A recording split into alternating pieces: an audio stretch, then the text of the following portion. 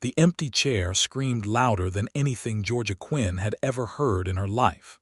She stood in the doorway of the Ashford Ranch's great hall, her travel-worn boots still caked with the red dust of the New Mexico territory, her heart hammering so violently she could feel it in her temples. The harvest table stretched before her like something from a dream she had not dared to dream, 30 feet of solid oak, groaning under the weight of roasted venison and golden corn bread and steaming bowls of squash soup, every inch of it blazing with the warmth of lamplight and laughter.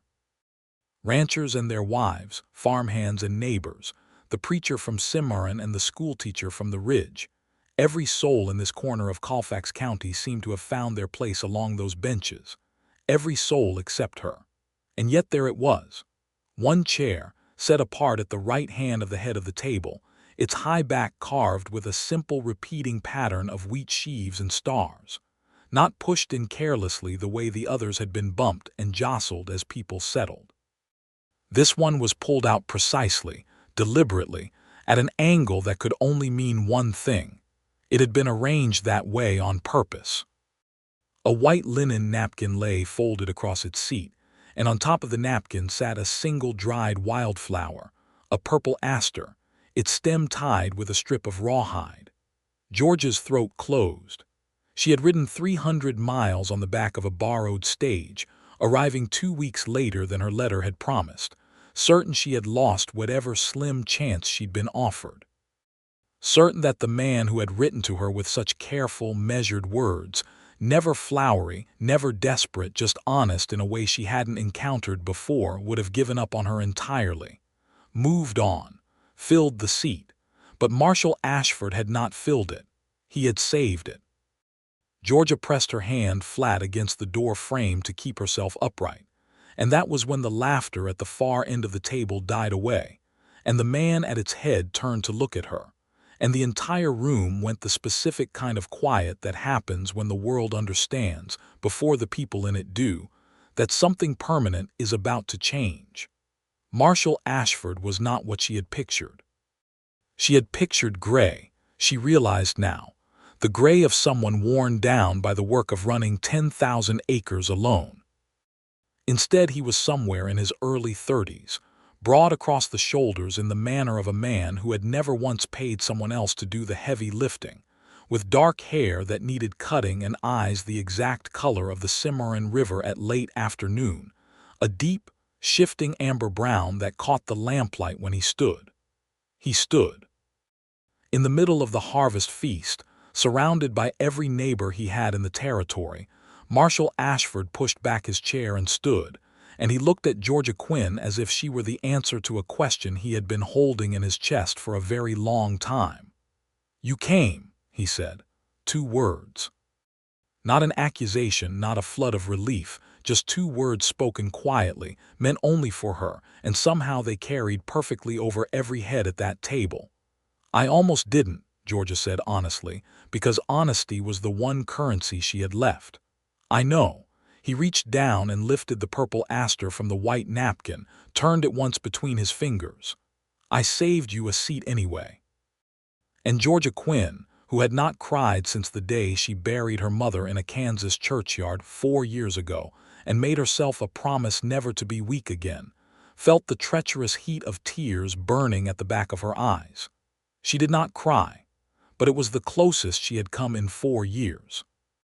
And that terrified her more than anything the long road west had thrown at her.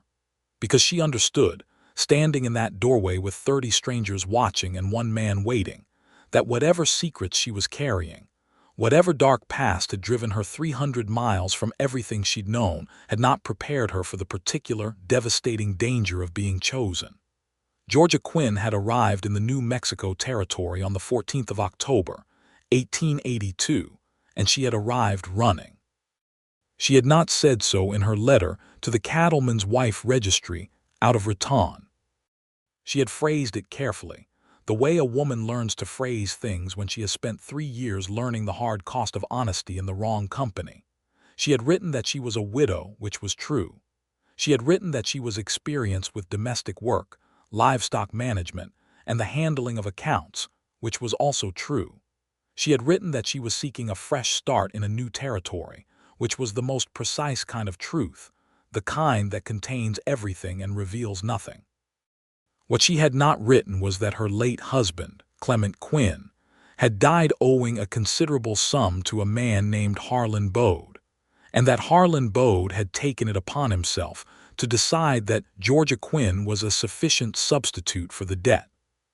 She had not written that she had spent the last 3 months of her time in Dodge City being followed, being pressured, being cornered in mercantile doorways by Bode's associates who smiled pleasantly, while they reminded her of what a man like Harlan Bode could do when a debt went unpaid. She had not written any of that because it was the kind of information that either frightened a man off entirely or attracted exactly the wrong kind of man. She had taken the stage west and told herself she was leaving all of it behind. But fear has a way of riding along in your luggage, no matter how little space you leave for it. The first night at the Ashford Ranch, Georgia slept in the guest room at the east end of the main house, between sheets that smelled of cedar and lavender, and she lay awake until past midnight listening to the territorial wind move through the cottonwoods outside, and trying to convince herself that Harlan Bode did not know where she had gone. The problem was that she was not entirely sure she had been careful enough. The morning after the harvest feast arrived with a sky so blue and sharp, it looked like something had cut it fresh overnight. Georgia rose early, as she always did, old habit from the Kansas homestead, where her father had believed that the sun going up without you already working was a moral failing, and she pulled on her brown wool skirt and the blue calico blouse she reserved for presentable occasions, and she went to find the kitchen.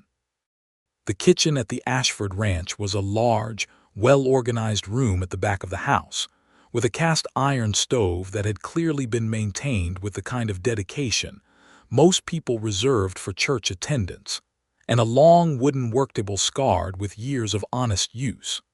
Standing at the stove with his back to her, a ceramic mug in one hand and a cast-iron pan handle in the other, was Marshall Ashford. He heard her footsteps and turned, and his expression was not the polite, careful mask of a man meeting a stranger over breakfast. It was open in a way that surprised her, just open. Like he had already decided, somewhere between last night and this morning, that pretending with her would be a waste of both their time. "Coffee," he said, lifting the pot from the back of the stove with a gesture that managed to be both an offer and a statement. "Please," Georgia said. She sat at the kitchen table and watched him pour, and she tried to take the measure of him the way she had learned to take the measure of men, quietly, without letting on that she was doing it.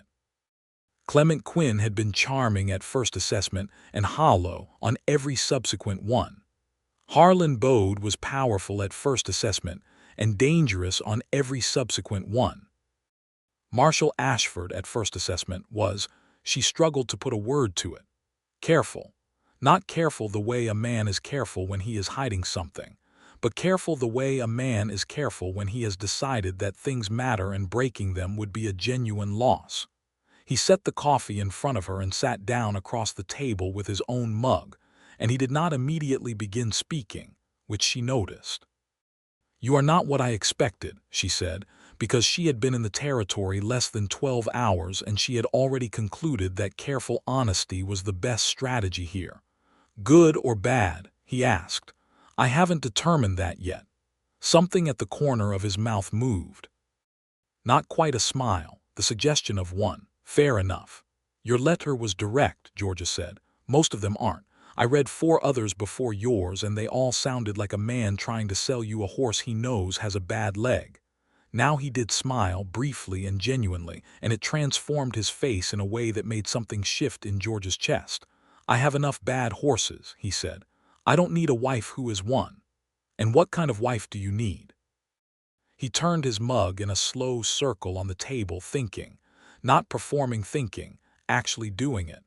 "One who isn't afraid of work. One who can manage herself when I'm on the range for days at a time. One who is honest about what she's carrying with her." He looked up. "Everyone carries something. I just need to know what it is before it becomes my problem too." The room went very still. Georgia felt the familiar cold thread of self-preservation moving through her, telling her to say something vague, something that satisfied without revealing. 3 years of marriage to Clement Quinn had honed that instinct to a razor edge. She looked at Marshall Ashford's steady, amber-brown eyes, and she thought about that empty chair and the purple aster and the white napkin folded with careful intention, and she felt the cold thread of self-preservation war with something newer and more frightening.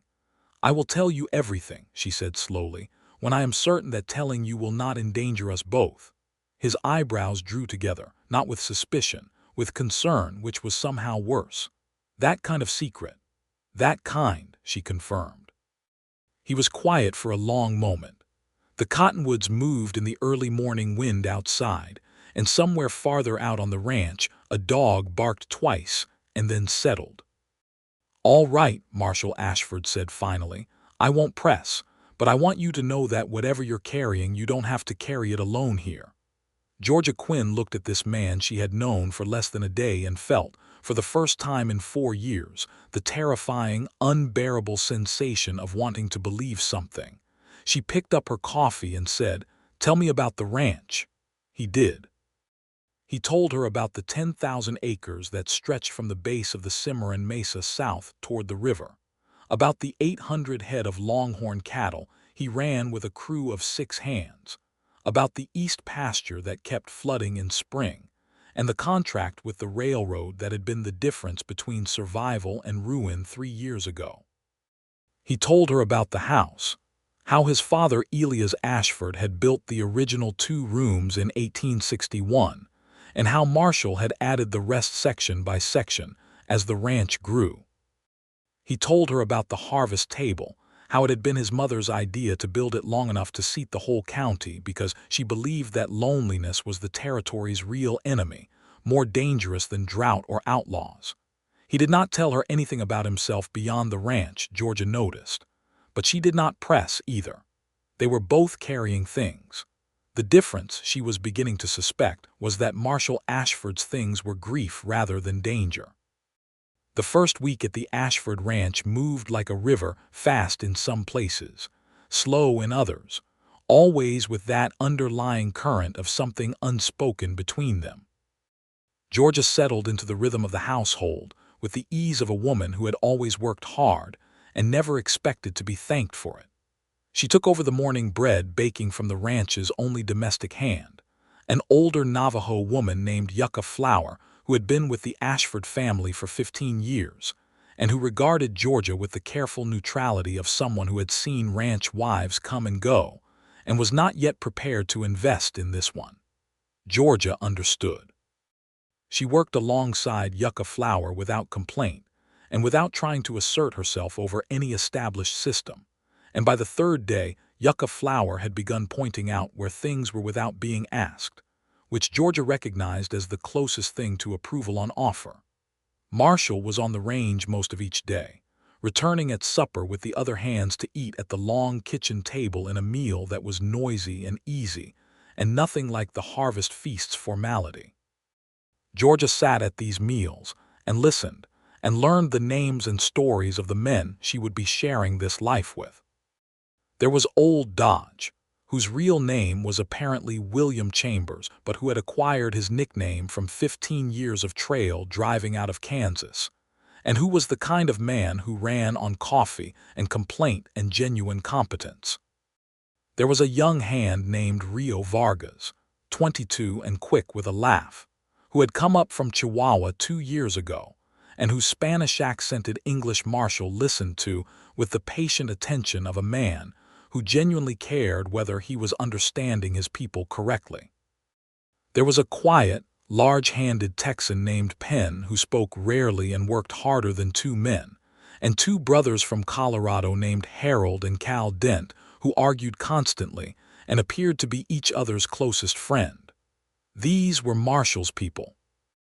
Georgia watched how he spoke to them, without the performative authority of a man who needs to remind everyone of his rank, just with the steady, consistent respect of someone who understands that the ranch does not run on his name but on their labor, and she filed this observation away in the part of her mind she reserved for things that genuinely mattered. On the fourth night, she dreamed of Harlan Bode.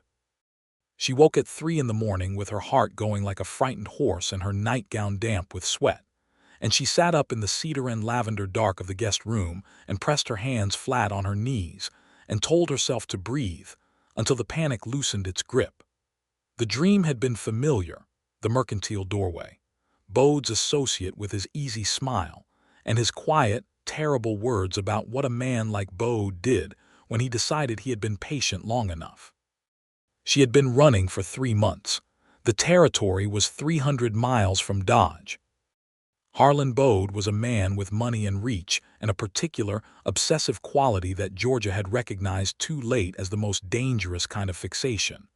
The kind that makes a man feel that pursuit is a matter of personal honor. She did not know how long the distance she had put between them would hold. She sat in the dark and made herself think clearly, the way her father had taught her to think clearly in a crisis. List what you know, list what you don't know, and then act on the first list. What she knew, she was here, she was safe for now. Marshall Ashford was a decent man. She had not told him the truth yet, which meant that when the truth arrived, and it would arrive, truths always did, it would arrive as a surprise, and surprises of this kind had a tendency to feel like betrayal even when they were not intended as one. What she didn't know, whether Bode had any lead on her direction, whether the stage driver out of Dodge had talked, whether the woman at the Cattleman's wife registry had kept her correspondence private, she had to tell Marshall. Not everything, not yet, but enough. Enough so that if trouble came riding in from the east, it would not be arriving at a man who had been kept blind. The next morning she found him at the fence line along the north pasture, alone for once, checking the repair work on a section of post-stand rail that had come down in the last wind. She dismounted the mare she had borrowed from the stable, a steady gray named Sunday, and tied her off and walked up to where Marshall crouched in the red New Mexico dirt with a fence post driver in his hands. "I need to tell you something," she said. He set down the driver and looked up at her without wariness, just attention. "I figured you would eventually." She told him about Clement Quinn first.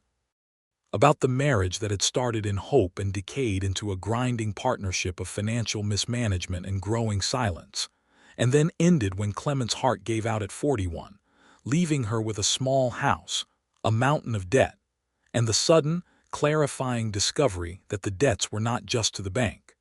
She told him about Harlan Bode, about the nature of the debt, about Bode's particular interpretation of how the debt should be settled. She told it plainly, without drama, watching Marshall's face. His expression moved through several things during this telling. Something that looked like anger came and went quickly. Something that looked like concern settled in and stayed. When she finished, he was quiet for a moment, his hands loose on the fence post driver. "How much does this man know about where you are?" he asked. "I don't know," Georgia said. "I was careful, but I wasn't certain enough of careful." "The registry," Marshall said. "The Cattleman's wife registry." "Yes, that's the weakness," he nodded slowly. "I know the woman who runs it, Clara Hess. She's careful people, but a man with enough money can find his way around careful." "I know." "Why didn't you tell me this before you came?" Georgia looked at him steadily. "Because it was the kind of information that either scared a man off or attracted the wrong kind." He was quiet for a long moment. "And which kind did you figure I was?" "I didn't know yet," she said. "I still don't entirely." That earned her something rare, a long, direct look from those amber-brown eyes that felt like being assessed not for weakness but for truth, like he was checking whether she was someone who said what she meant. "I'm not scared off," Marshall Ashford said finally. "And I'm not the wrong kind." He picked up the fence post driver. "We need to tell the sheriff in Cimarron, Tom Hadley. He's a straight man and he will want to know if there's a threat coming into his county." "You believe me," Georgia said, and the surprise in her own voice embarrassed her. He glanced up. "Why wouldn't I?" "Clement never believed me when things were difficult," she said. "He had a habit of deciding that reality was negotiable." Marshall drove the fence post with a single, efficient strike.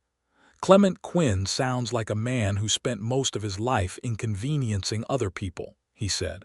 I'm not him." Georgia stood in the October New Mexico sun and felt something inside her that had been locked tight for a very long time shift its position, like ice moving on a spring river, not breaking yet but beginning, at last, to move. They rode into Cimarron together 2 days later. The town sat along the Cimarron River beneath the great looming shoulder of the Sangre de Cristo Mountains. Its main street, a mixture of adobe and timber frame buildings that told the story of the territory's tangled history in their architecture.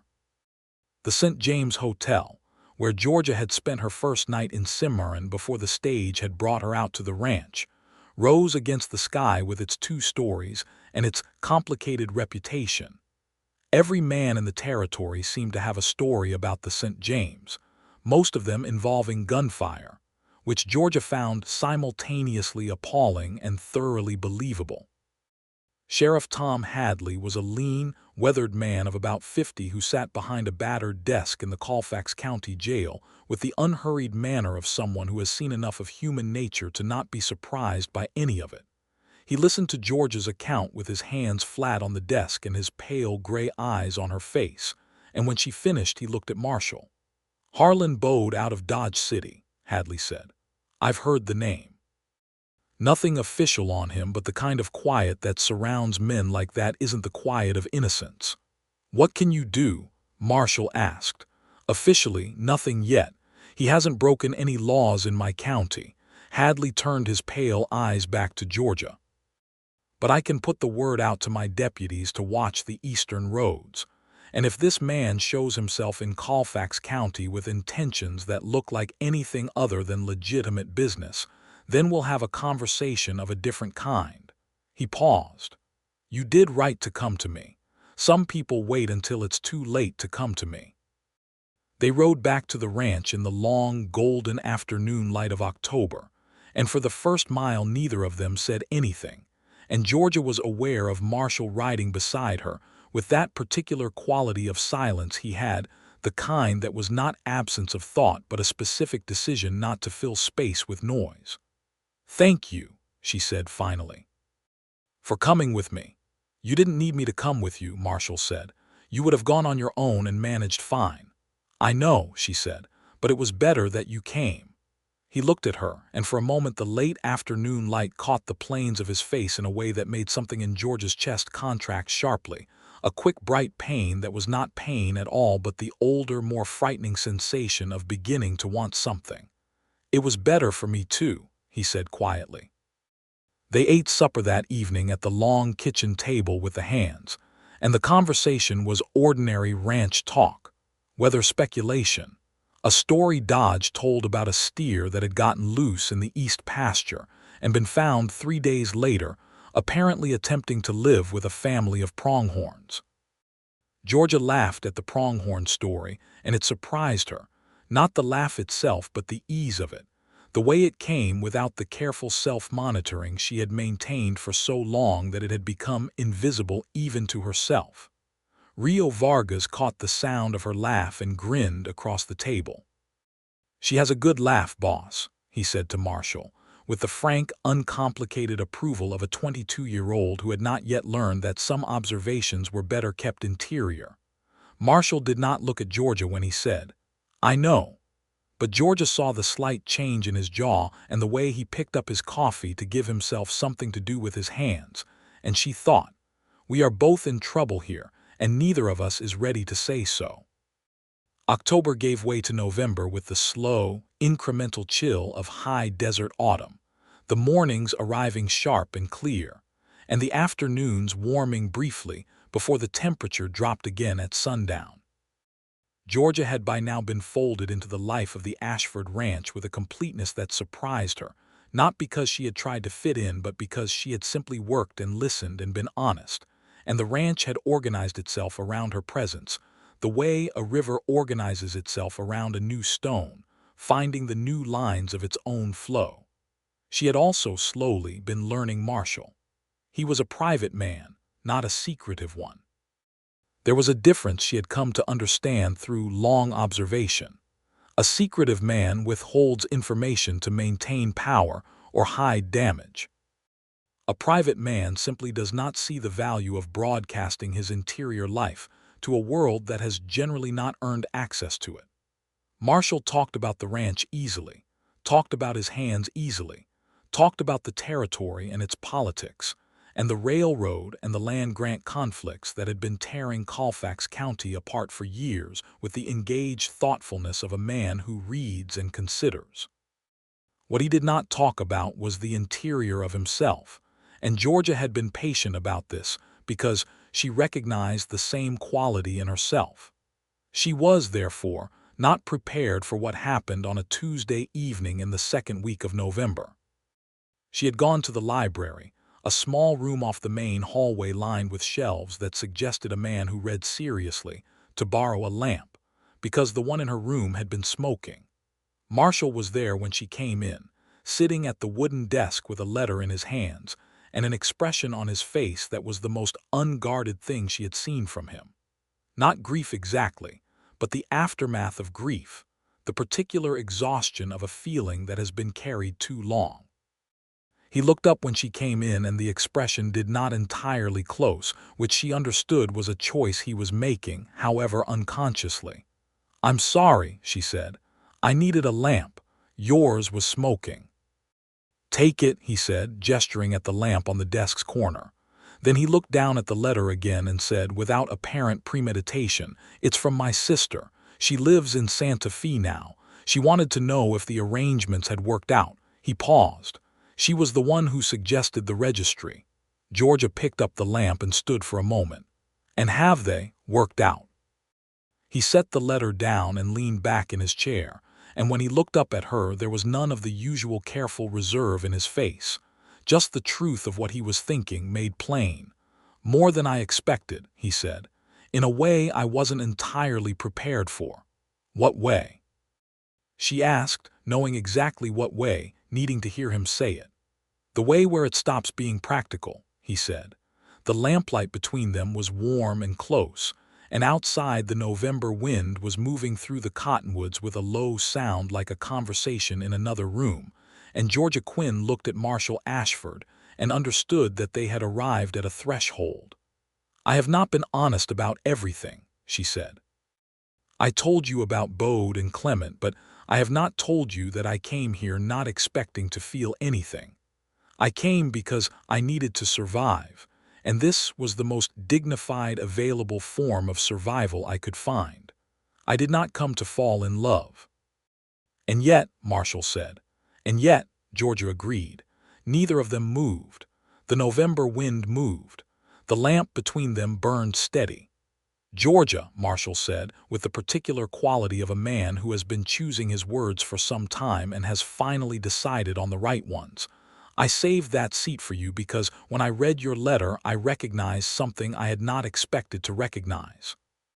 A person being completely honest about the fact that they had been disappointed by life and were trying to choose better. I've been disappointed by life too. I had a wife. Her name was Caroline. She died of fever 4 years ago, and I have spent those 4 years being very good at running a ranch and very bad at being anything else." He stopped. "What I'm trying to say is that I am not a comfortable man, and I am not a demonstrative man, and I have a dark suspicion that I drive the people close to me toward patience in ways that are not entirely fair. But I am—" He stopped again. "I am asking you to stay, not because I need help with the ranch, because I would like for you to be here. Because you are the first person in 4 years who has made me want to let someone in again." Georgia Quinn, who had told herself so firmly for so long that she was done with vulnerability, felt the last internal lock she had been maintaining give way with the quiet, irreversible finality of a key turning in a well-made tumbler. "I'm not going anywhere," she said, "but I need you to understand that whatever is coming from the east is still coming.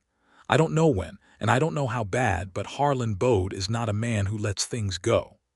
"I know," Marshall said. "We'll deal with it when it comes." A pause. "Together, together." The words settled in the room between them with a weight that was not heavy but load-bearing, the way a cornerstone is load-bearing. "Together," Georgia said, and meant it with every part of herself that still knew how to mean things fully.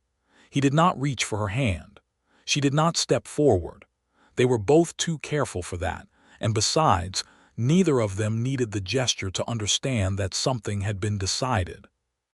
They stood in the lamplight of the library with the wind in the cottonwoods, and a cat coming in from the frost, or had just begun its first nightly patrol of the study. And they simply looked at each other with the honesty of two people who have stopped pretending that what is between them is anything other than what it is.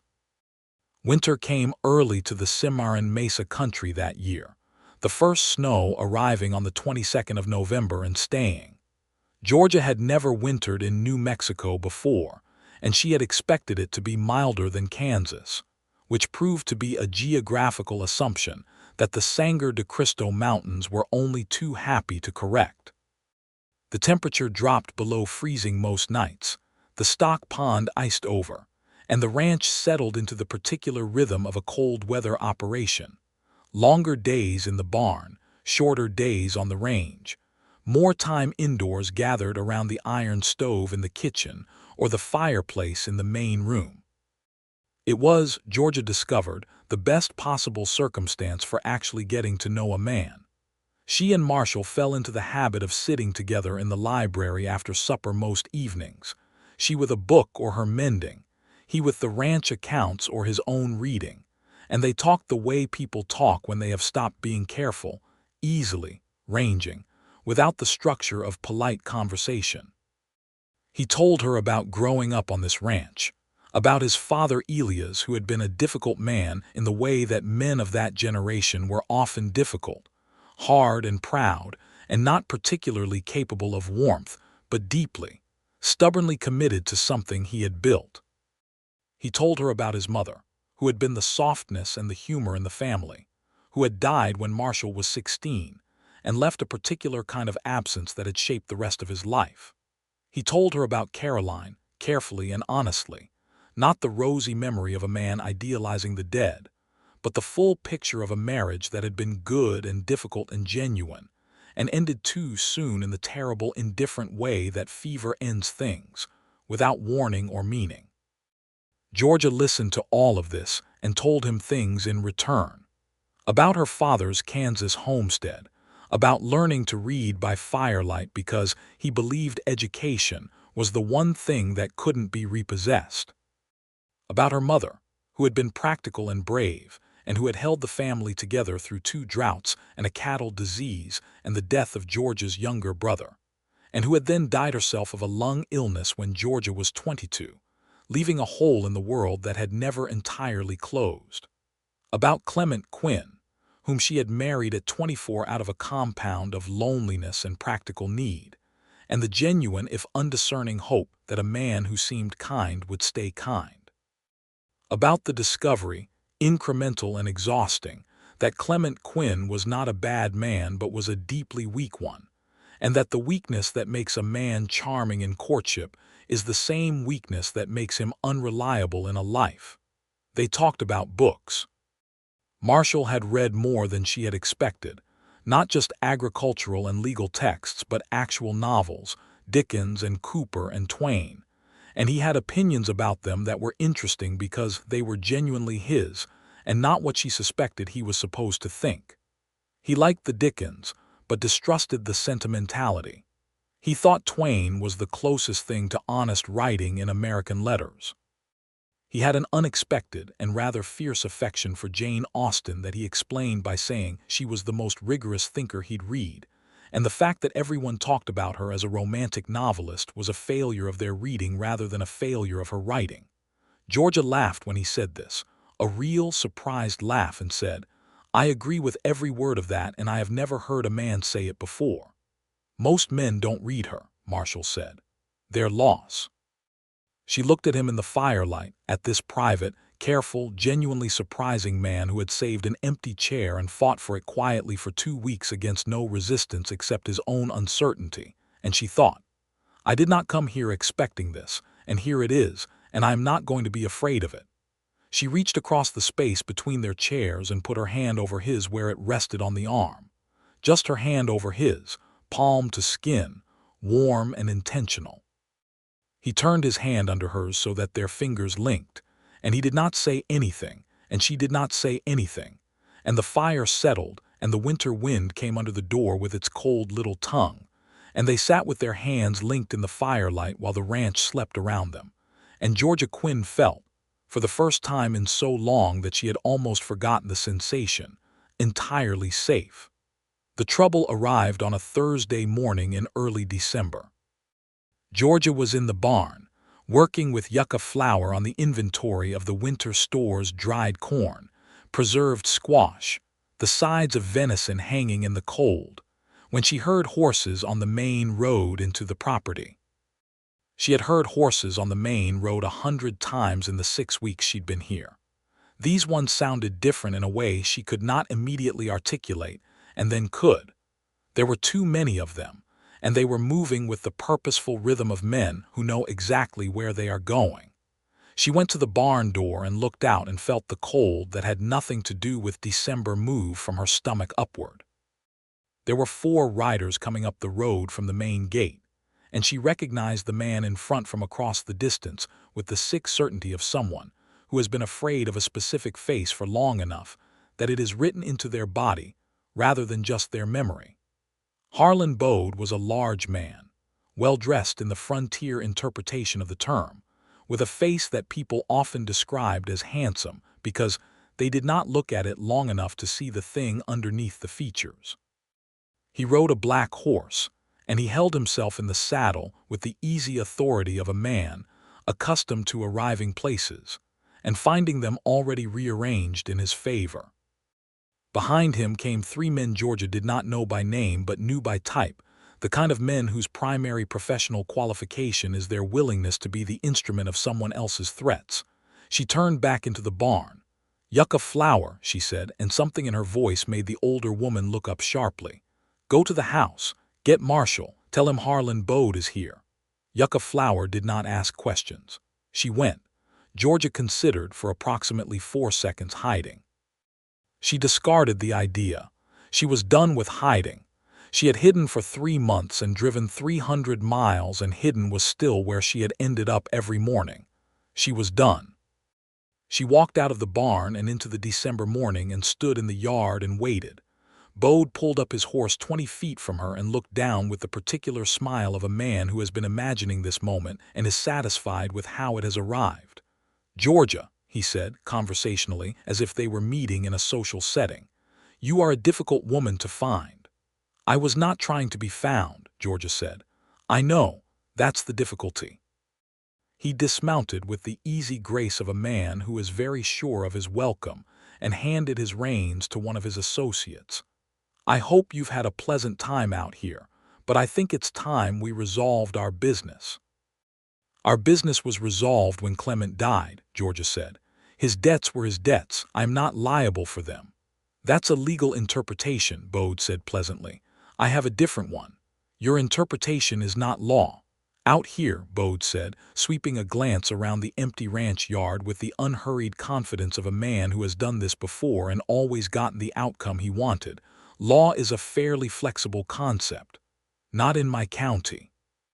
The voice came from behind Georgia and to her right, and she recognized it without turning, the particular measured quality that Marshal Ashford's voice had when he was being very deliberately calm. She turned slightly and saw him standing at the corner of the main house with Sheriff Tom Hadley beside him, and behind them Penn and Dodge and Rio Vargas, and the 2 Dent brothers, and every single one of them was standing in the easy, unhurried manner of people who had been waiting. Bode's smile did not fall. It shifted, became the smile of a man reassessing terrain. His 3 associates had gone still in their saddles. "Mr. Bode," Hadley said, stepping forward, "I am Tom Hadley, Sheriff of Colfax County, and I am going to need you to state your business on private property." "I have a financial dispute with this woman," Bode said. "I am simply here to discuss resolution." "What is the nature of the dispute?" "A debt owed by her late husband." "Is the debt documented? Contract, promissory note, recorded instrument?" A brief pause. Georgia watched Bode's face and saw the thing she had been watching for, the slight tightening around his eyes that meant the answer was no. Clement's debts to Bode had been the kind of debts that men like Bode preferred not to document, because the documentation would have raised questions about the interest and the enforcement methods that Bode did not want raised. "It is a matter of honor," Bode said.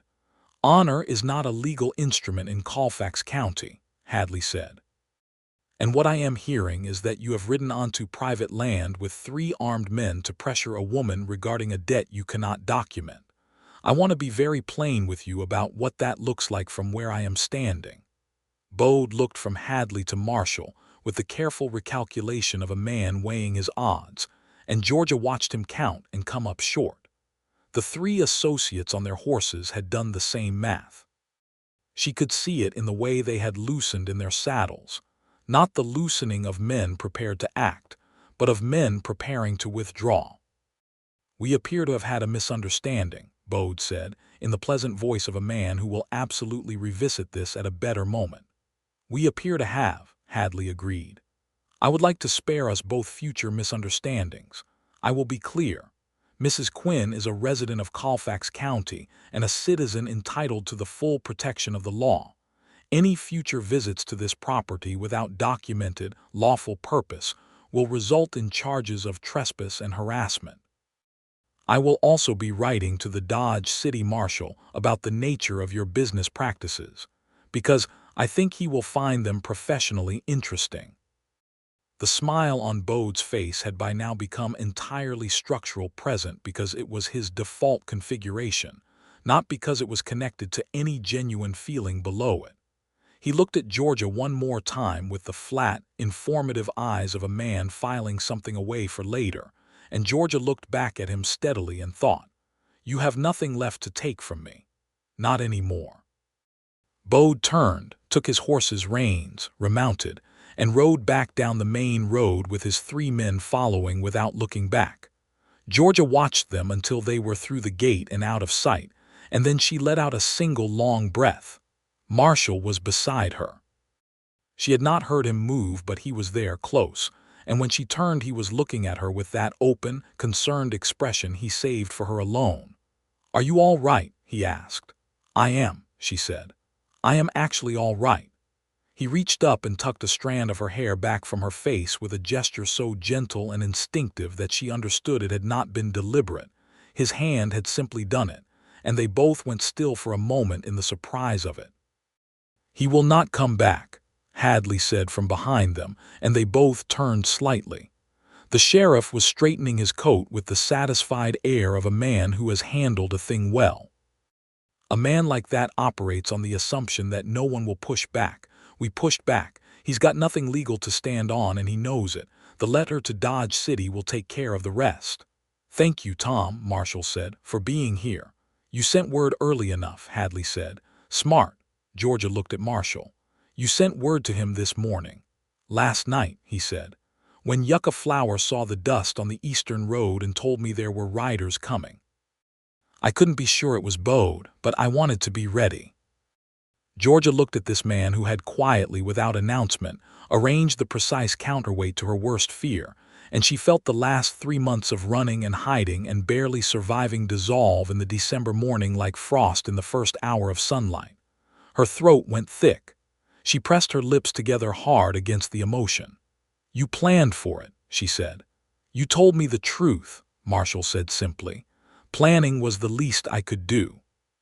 She stepped forward and put her arms around him, and it was not the careful, deliberate embrace of 2 people testing something. It was just the simple, uncomplicated act of a woman who had been cold for a very long time stepping into the warmth that was standing right in front of her. His arms came around her without hesitation, solid and certain, and she pressed her face into the rough wool of his coat and breathed. Behind them, someone, it sounded like Rio Vargas, said, "I," in the tone of a man who has been vindicated in a prediction, and someone else laughed, and the hands dispersed back to the work of the day, and Georgia and Marshall stood in the December ranch yard and held on. The weeks that followed were the happiest Georgia Quinn could remember in a long time, and they were made sweeter by the fact that they were quiet. No drama, no crisis, just the ordinary, increasingly extraordinary business of building a life with someone who turned out to be better at it than either of them had expected. They rode the fence lines together in the mornings. They sat in the library in the evenings. They argued, mildly and productively, about Dickens and cattle pricing, and the best method for treating a fence post in wet soil. They learned each other's rhythms, his early rising and her preference for strong coffee before conversation, her efficiency in the kitchen and his particular competence with the ranch accounts, his tendency to go silent when he was troubled and her tendency to go efficient. Georgia had been at the Ashford Ranch for 9 weeks when Marshall Ashford proposed marriage.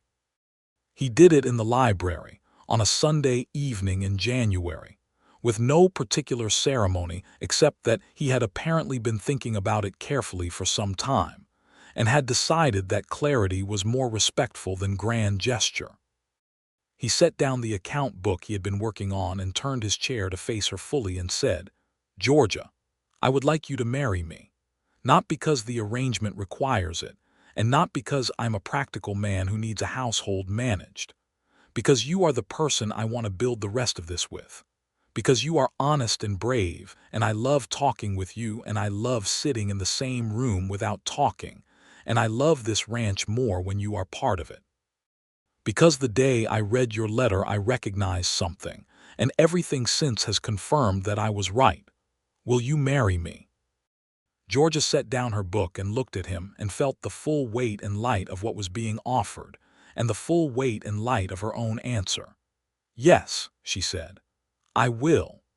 He reached across the space between them and took both her hands, and they looked at each other in the firelight with the clear, steady knowledge of two people who have found what they were looking for and know it with certainty. They were married on the second Saturday of February, 1883, in the small whitewashed church on the edge of Cimarron, in a ceremony conducted by the same preacher who had sat at the harvest table in October. The church was full. Every neighbor Marshall had, every hand from the ranch, Yucca Flower in a beautiful blanket of deep red and black, Sheriff Hadley in his good coat. Georgia wore her best dress, which was a deep blue wool she had made herself in Kansas, and which Marshall later told her had been the exact color of the afternoon sky over the mesa. The vows they spoke were the traditional ones, but when Georgia said "I will" and looked at Marshall, she meant every syllable of it in the full and specific sense of a woman who has survived enough to know the difference between a promise and a performance. Afterward, there was a celebration in the St. James Hotel's large back room that lasted until nearly midnight, with fiddle music and dancing on the rough plank floor, and Georgia danced with Rio Vargas, who was an excellent dancer and deeply pleased to demonstrate this, and with Old Dodge, who was a terrible dancer and equally pleased to demonstrate this, and finally and longest with her husband, who turned out to be a better dancer than his general economy of movement suggested. "You never told me you could dance," she said, as they moved through a waltz that the fiddler was playing with more enthusiasm than technical precision. "You never asked," Marshall said. "What else haven't I asked about?" "I play the piano badly," he said. "I can field Dress and Elkin under an hour, and I once spent a winter in Colorado that I have never fully explained to anyone. We have the rest of our lives," Georgia said. "I will get to all of it." His arms tightened slightly around her. "Yes," he said, "we do." Spring came to the Cimarron Mesa country with the sudden, overwhelming generosity of the high desert when it decides to be kind. The cottonwoods went green, the river rose with snowmelt, the pastures turned a color of gold green that made the whole valley look like something from a painting, and the cattle that had spent the winter in the lower pastures moved back up to the high grass with the decisive movement of animals that know exactly what they want. Georgia had found her full footing in the life of the ranch, by now in the way that only spring can confirm, the season when the work becomes genuinely urgent, and there is no more room for adjustment periods or settling in, just the actual requirements of the actual life. She was on horseback more than off it, helping move cattle between pastures, learning the specific geography of 10,000 acres in the way you can only learn land, by crossing it in all its moods. She was competent on a horse in the basic sense she had brought with her from Kansas, but Marshall's horses were bigger and better trained than anything she'd worked with before, and by April she was handling Sunday the gray mare in ways she would not have attempted in November. She also found herself, in the long evenings when the light stayed later and the ranch settled into its spring rhythms, learning Marshall Ashford in the full and specific sense of a wife learning a husband. Not the practical learning of the winter, his habits, his preferences, the particular way he held himself when he was thinking hard about something, but the interior learning that only becomes possible when two people have decided to trust each other completely. He told her about the Colorado winter. It was not as dramatic as her imagination had supplied, but it was deeply personal. He had gone after Caroline's death, alone, into a period of isolation that had lasted almost a year, and had come back different in ways he was still, 4 years later, still mapping the edges of. "I learned," he said, "that I could survive alone. I also learned that surviving alone was a very poor substitute for living." Georgia told him things she had never told anyone, about the specific, corrosive quality of the last 2 years of her marriage to Clement, not the dramatic failures but the small daily ones, the accumulated weight of a life lived with someone who had simply stopped showing up for it. About the day Clement died, and the first emotion she had felt, after the necessary grief, was a shameful, immediately suppressed relief that she would not have to keep explaining to herself why she was staying. Marshall listened to all of this without flinching, without the particular discomfort that men often show when women describe the real texture of their previous lives as if honesty about it were an accusation. "You stayed because you are the kind of person who keeps her commitments," he said. "That is not a flaw. It kept me in a bad situation for 2 years longer than I needed to be in it," Georgia said. "It also kept you honest when a less principled person would have run earlier and told herself a more comfortable story," Marshall said. "I would rather be married to the person who stays too long for the right reasons than the person who leaves too easily for comfortable ones." Georgia looked at her husband, at the steady, serious, occasionally surprising man he was, and felt the warmth of being genuinely known spread through her, with the slow, thorough quality of the April sun coming through the library window. "I love you," she said, simply and directly, because she did, and because she had decided that she was done with waiting for the safe moment to say true things. He crossed the room to where she was sitting and crouched down in front of her chair, and took her face in both his hands, carefully, as if she were something of extraordinary value, and kissed her in the long, unhurried, completely certain way of a man who has arrived somewhere he intends to stay. "I love you," he said against her mouth. "I have loved you since October." "Since October," she said, "when you saved the chair." "Since before that," he said. "Since the letter, I just didn't know how to trust it yet." Summer came and the ranch hit its full operational intensity branding season, the long drives to the railhead at Raton, the constant, satisfying work of a cattle operation in its productive peak. Georgia ran the household accounts and the domestic operation of the ranch with the efficiency her father had bred into her, and she also, when the opportunity presented itself, was increasingly involved in the larger ranch decisions. Marshall had been running this operation alone for 4 years, and had developed, of necessity, the somewhat stubborn self-sufficiency of a man who cannot afford to wait for another opinion. George's arrival provided another opinion, and after an initial period of finding the right balance between his established ways and her particular gifts for seeing problems before they became catastrophes, they found a working partnership that was better than either of them alone. In July, Georgia told Marshall she was pregnant.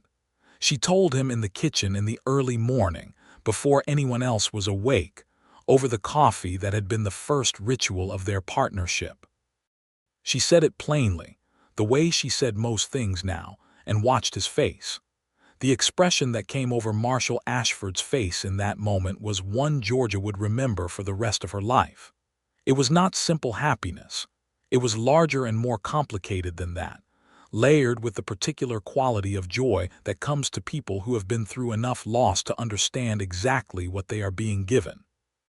He was very still for a moment, and then he crossed the kitchen and pulled her into his arms and held her with that careful, certain tenderness that was the most characteristic thing about him. "A baby," he said, against the top of her head. "In February," Georgia said. "If my counting is right." He was quiet for a long moment, just holding her. "Caroline and I tried for 3 years," he said quietly. It never happened. After she was gone, I had given up the idea of children entirely." "And now?" Georgia asked. He pulled back to look at her face, and his eyes were bright in a way she had never seen before. "And now," he said, "everything I thought I had given up seems to be reconsidering." He kissed her in the kitchen with the summer morning sun coming through the window and the coffee going slightly cold on the stove, and it tasted of all the joy that people do not expect until it is actually in their hands. The pregnancy reshaped the autumn. Georgia's body, which had always been reliable and capable, navigated the first months with the characteristic honesty of someone who had decided to simply experience what was happening without drama. She was tired in ways she had not anticipated, and her tolerance for the smell of the kitchen in the mornings was temporarily non-existent, which Yucca Flower observed with the wordless acknowledgement of a woman who has seen this before and navigated the kitchen schedules accordingly. By October, when the second harvest feast was being organized, she had moved through the first trimester and into the steady, expanding energy of the middle months. The harvest feast itself was larger this year than last. Word had spread that the Ashford Ranch was a warm place to come to, partly because of Marshall's long-standing generosity, and partly because Georgia had in 12 months become exactly the kind of woman a community gravitates toward. Competent, direct, good-humored, and possessed of the particular quality of someone who genuinely enjoys other people without requiring anything from them. Georgia stood at the head of the harvest table as it was being set and looked at the chair that had been the fulcrum of her life a year ago, the chair Marshall had saved, with the purple aster and the white napkin, and she felt the strange, sweet compression of time that comes when you are standing inside the life that your past self was terrifying herself with hope about. Marshall came to stand beside her, his shoulder against hers, a glass of apple cider in his hand. "The chair," she said. "I know," he said. "I was terrified," she said. "Standing in that doorway, you understand that, I was the most frightened I had been in months." "I know," he said again. "I could see it from the other end of the table. And you just stood up. It seemed like the right thing to do." She turned to look at him. "Did you know then that it would be this?" He considered this with his characteristic honesty. "I hoped," he said. "I did not know, but I hoped with more conviction than I had hoped for anything in a long time." She took his hand. "Saving that chair," she said, "was the most important thing anyone has ever done for me. I want you to know that." He looked at her, at his wife, carrying their child, in the house he had built from nothing and she had made into a home, and the expression on his face was the most open she had ever seen it. "I would save it every day," he said, "for the rest of my life." The second harvest feast was as full and warm as the first, perhaps fuller, and the chair that had sat empty a year ago was occupied now by Georgia Quinn Ashford in the full, joyful, unmistakable presence of a woman who is exactly where she is supposed to be. After supper, when the celebration had settled into the quieter pleasure of neighbors talking and children beginning to fall asleep in their parents' laps, Marshall took Georgia out onto the front porch, where the November air was cold and sharp, and the stars over the Sangre de Cristo Mountains were the kind of brilliant that only happens at altitude. He put his coat around her shoulders. She leaned back against him. They stood looking at the sky. "Next year," he said quietly, "there will be 3 of us standing here."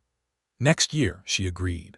The child, a boy, arrived on the 4th of February, 1884, in a long and serious labor that Yucca Flower presided over with the absolute calm of a woman who has seen this before and knows that calmness is the most useful thing anyone can bring to the room.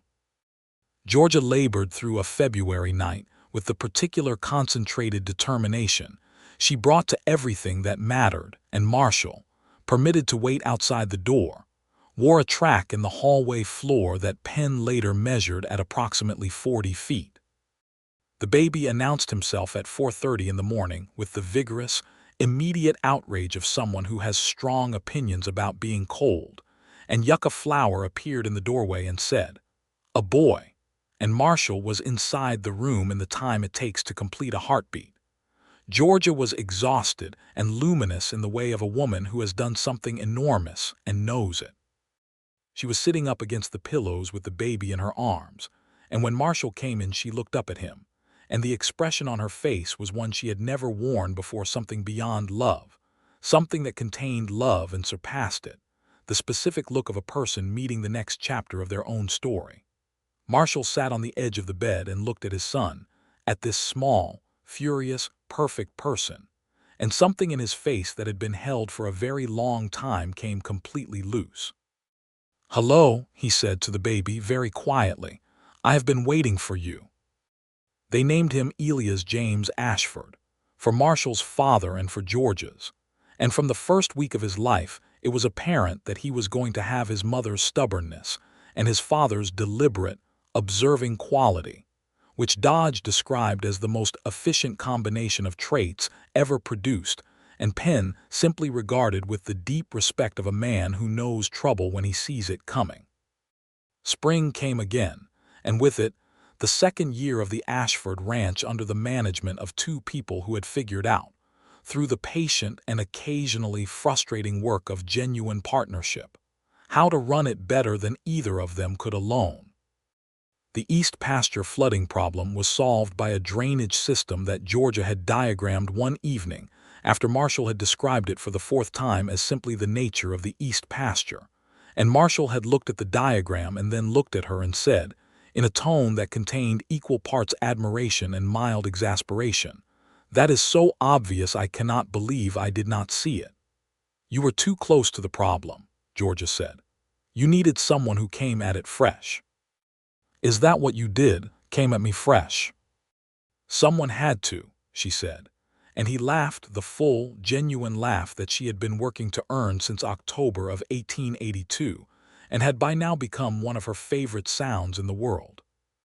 Rio Vargas, to the mild surprise of no one who had been watching, courted and married a young woman from the Cimarron Valley that spring, a schoolteacher's daughter named Esperanza who spoke both Spanish and English with equal facility, and who regarded the Ashford Ranch's large, unruly, deeply loyal extended family with the slightly overwhelmed but fundamentally delighted expression of someone who had grown up in a quiet house and was discovering that she liked noise.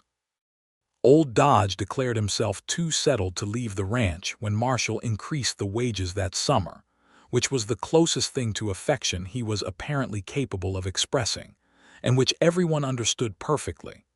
The Dent brothers, Harold and Cal, had by now been with Marshall so long that the distinction between employee and family had blurred beyond recognition. Yucca Flower, who had watched Georgia arrive with the careful neutrality of someone protecting herself from disappointment, had by now arrived at a position that could only be described as deep, if characteristically understated, affection.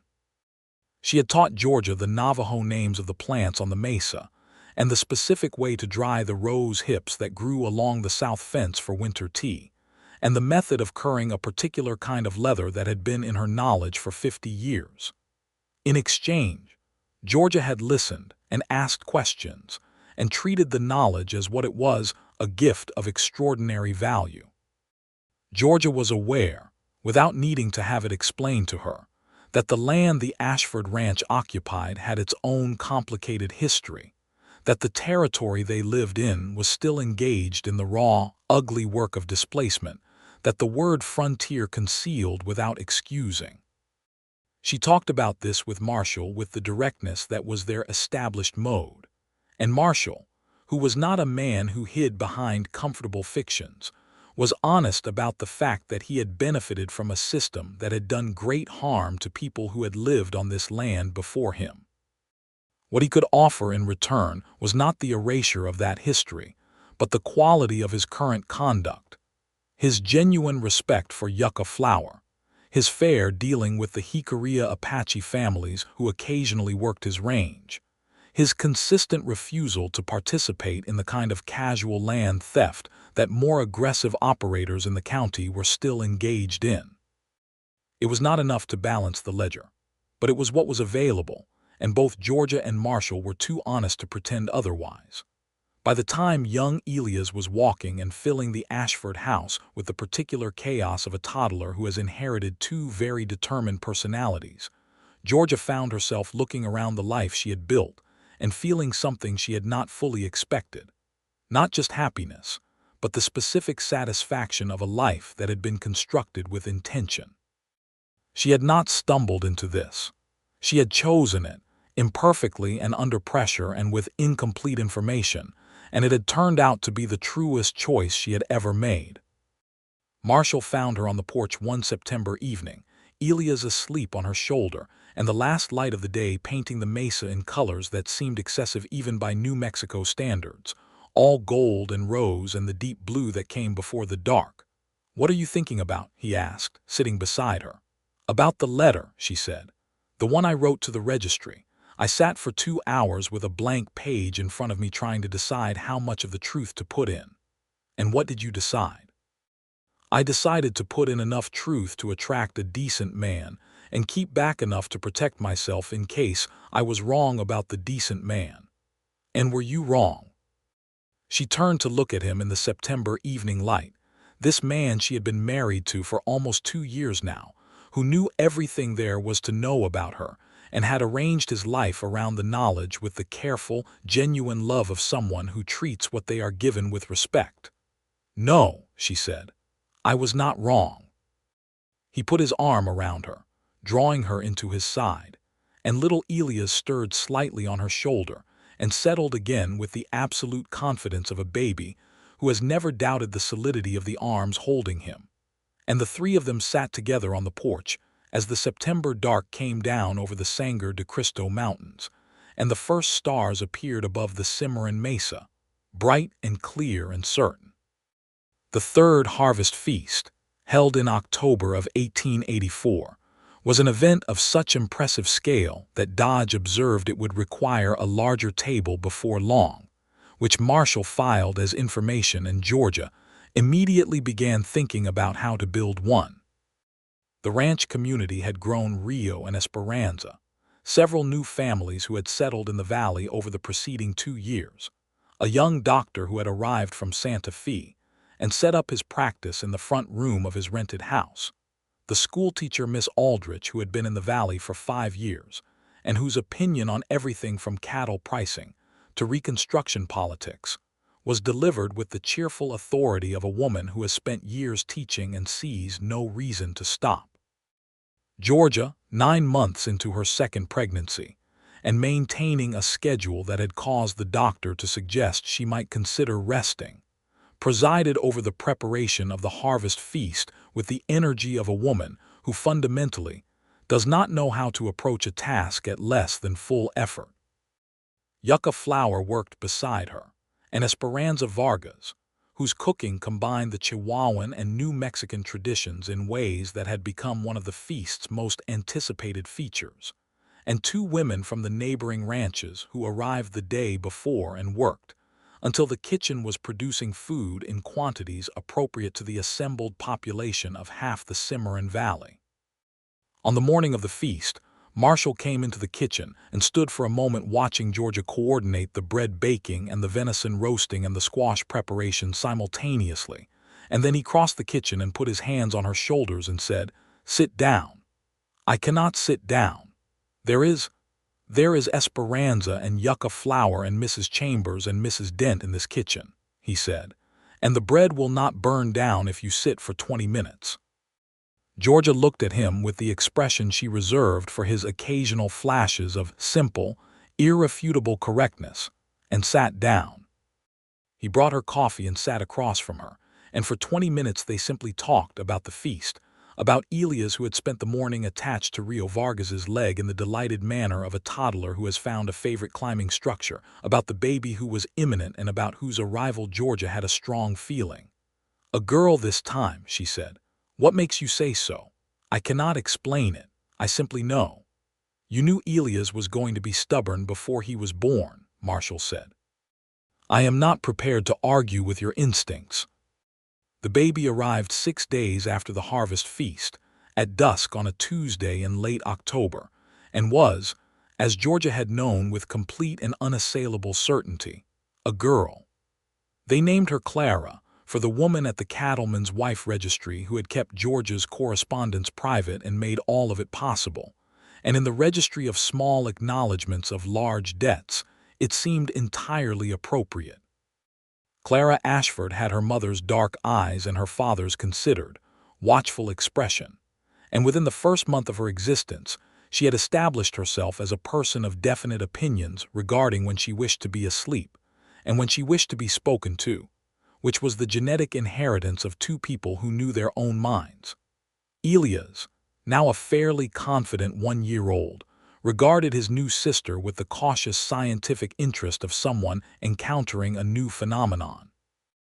He had Marshall's seriousness about new things and Georgia's eventual enthusiasm once the assessment was completed, and by the end of Clara's first week at the ranch, he had appointed himself her primary senior observer, which mostly involved sitting near where she was lying and narrating the events of the room to her in the serious 1-year-old vocabulary that was only partially comprehensible to adults.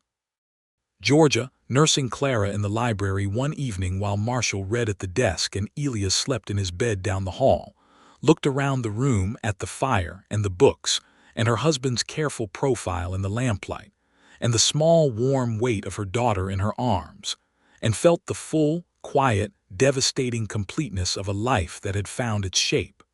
She thought about the doorway. October 1882, travel-worn and terrified, standing on the threshold of something she could not see clearly and could barely allow herself to hope for. She thought about the chair, pulled out at that precise angle, with the white napkin and the purple aster. She thought about a man standing up at the far end of a full table and saying simply, "You came." She thought about what it meant to be saved a seat. Not rescued, she had never needed rescuing, but chosen.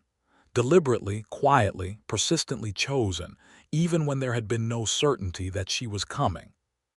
The chair had been saved not because Marshall Ashford was certain of the outcome, but because he had decided that his hope was worth protecting, that the possibility of her was worth holding the space open for. That was the thing, she understood now, that had undone her in that doorway. Not the chair, not the flower, not the careful preparation of the napkin. The fact that he had kept on believing in the possibility even in her absence, even when she was 2 weeks late and might have been never arriving at all. She shifted Clara slightly in her arms and the baby made a small sound of mild objection and then resettled, and Georgia looked across the library at her husband. "Marshall." He looked up from his book. "Thank you for keeping the chair." He was quiet for a moment with the expression of a man who understands exactly what is being said beneath the words. "Thank you for arriving," he said. The library fire settled. Clara slept.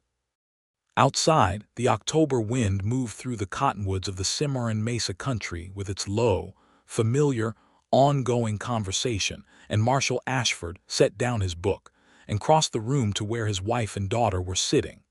And he sat beside them and put his arm around Georgia and leaned down and looked at Clara's sleeping face with the expression Georgia had first seen in February. That undone, particular joy of a person receiving more than they had allowed themselves to expect.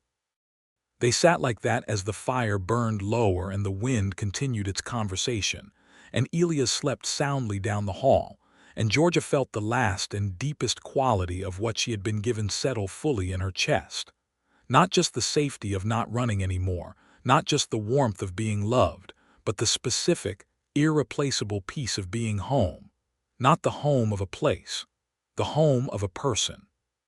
The home of being held by someone who had chosen her before she arrived, who had read her careful letter and seen through the careful words to the real person underneath, and had decided, quietly and without drama, to save her a seat. The years that followed were good years in the way that the best years are, full of ordinary days that add up to something extraordinary, each one its own complete thing. The ranch grew. Young Elias grew, developing into a serious, curious child with a deep love of animals and an appetite for books that kept Georgia supplied with an ongoing requirement for new volumes. Clara grew into a girl of remarkable confidence and mobility, who by age 3 was following Yucca Flower around the ranch, with the dedicated apprentice energy of someone who has found her first real teacher. They had one more child, a second son born in the spring of 1887, who came into the world in the easy, unhurried manner of a third child, and received the name James for George's father. James Ashford grew up in the full, warm chaos of a family that had found its proper size and knew it loud at supper, tender in the quiet moments, deeply rooted in the red soil of the Cimarron Mesa country and the particular life that had been built on it. Every harvest feast grew larger. The table grew too, eventually. Marshall built a second section that added 12 feet to its length, which was Georgia's estimate of what the growing community actually required, and which proved almost exactly right. The harvest table became a landmark of the Cimarron Valley, and the gathering around it became the event of the autumn, attended by ranchers and farmhands and teachers and doctors and merchants, and the occasional traveler who had heard about it and come specifically for it. Georgia stood at the head of it every October and felt the satisfaction of something that had started in terrified hope and become a living, generous, annual proof that the best things people make are made together.